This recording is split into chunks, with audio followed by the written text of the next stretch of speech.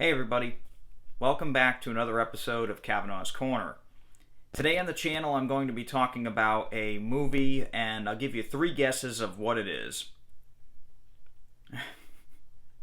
So yeah, if you haven't guessed already by the title and everything, I am going to be reviewing Ghostbusters Afterlife. This is the very much long-awaited sequel in the Ghostbusters franchise. We all know about the 2016 film.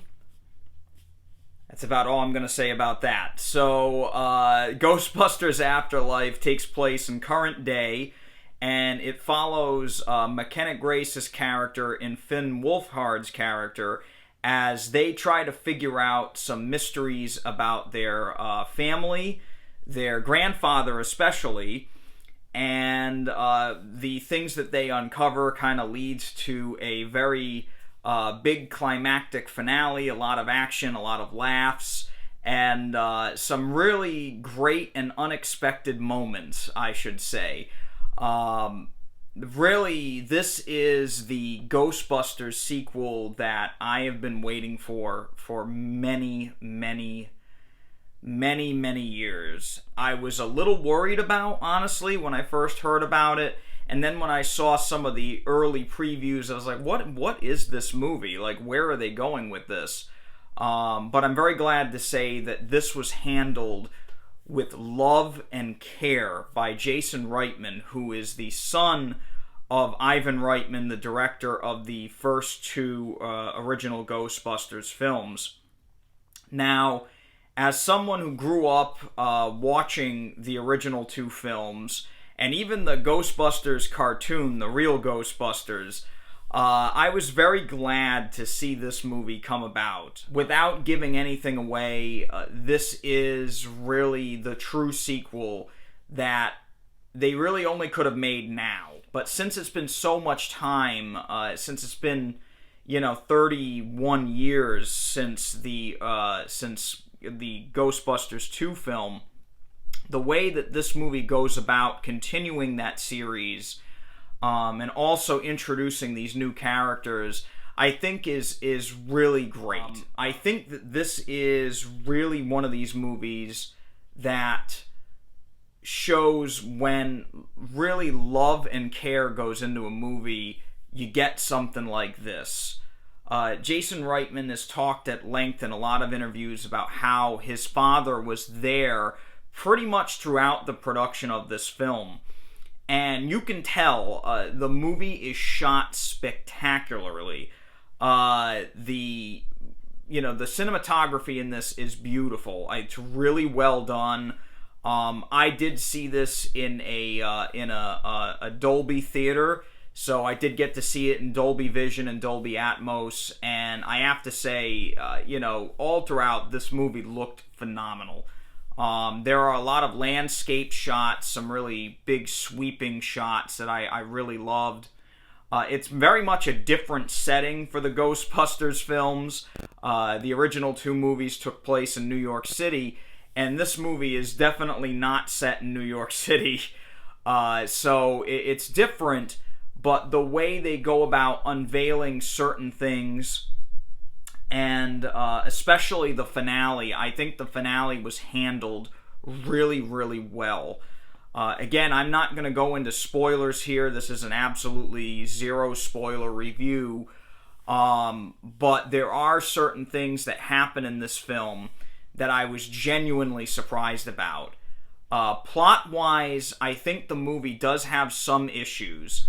I think it starts off kind of slow, and it takes a while to get to where it's going. The movie is just a little over 2 hours long, but once it started to pick up, I want to say about 25, 30 minutes in, it really kept going, and the characters in the film are really great. They're very well written, and the movie overall is, I think, very well written. It does do a lot of fan service, and I have seen a few reviews prior to this where they fault the movie on the fan service, and I think you can't do a movie like this with a franchise like this, especially after the different things this franchise has been through, without paying some fan service, especially to the old school fans that really kind of missed the magic of the first two films. And this movie recaptures it, and it's emotional.